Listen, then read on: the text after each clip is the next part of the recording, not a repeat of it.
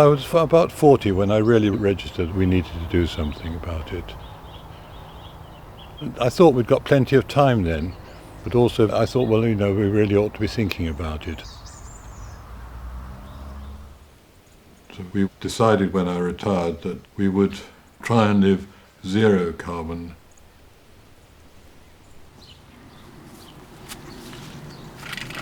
We used to be thought very peculiar and our ideas to be avoided, but we feel there's much more approbation and approval now. People often saying, well, I'm glad you've done it, and that sort of thing. What we've been trying to do is to change our life in as many ways as we can think of. The big thing was we're going to stop flying. We turned off the central heating years ago because we couldn't afford it. And we'll drive with an electric car and we'll use bicycles whenever we possibly can.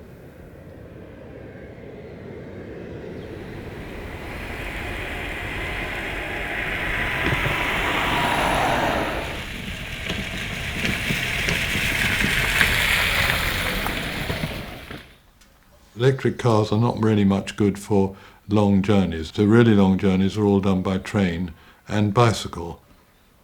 And our trick is the train and folding bicycle, and this combination we've used to do some wonderful trips which have been really vivid and exciting.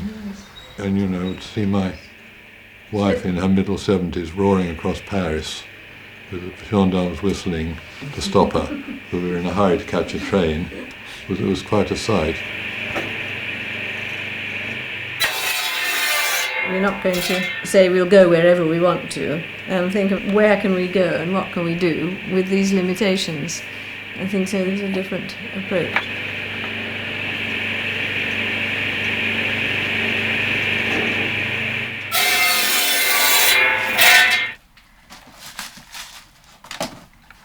After all, the most important thing is to keep the rain out, and after that is to keep warm, and after that is to keep fed.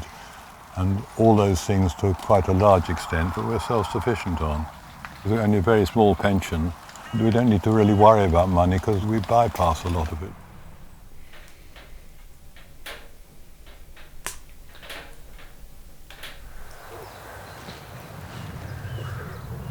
If you're going to feed yourself, you think all the time of yield. We've got to be able to get a lot of food from a small area with little work, otherwise it's not of any interest.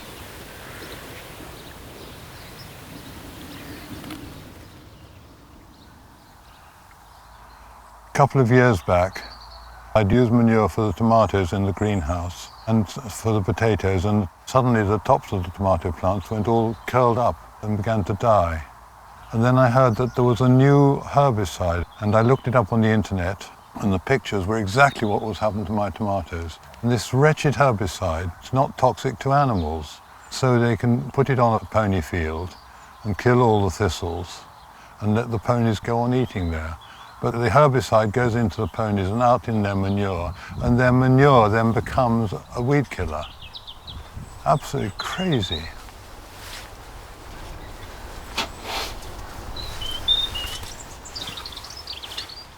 We rot everything in the compost. When we had the small holding, we found that compost heaps would digest almost anything. Once we had 1 or 2 lambs were put into the compost heap, and when you dug the heap out a year or 2 later, there was nothing there. It was quite incredible.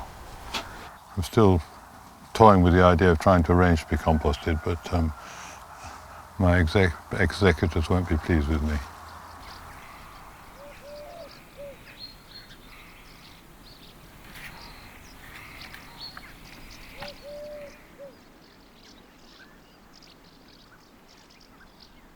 It's much, much less hardship than one would expect.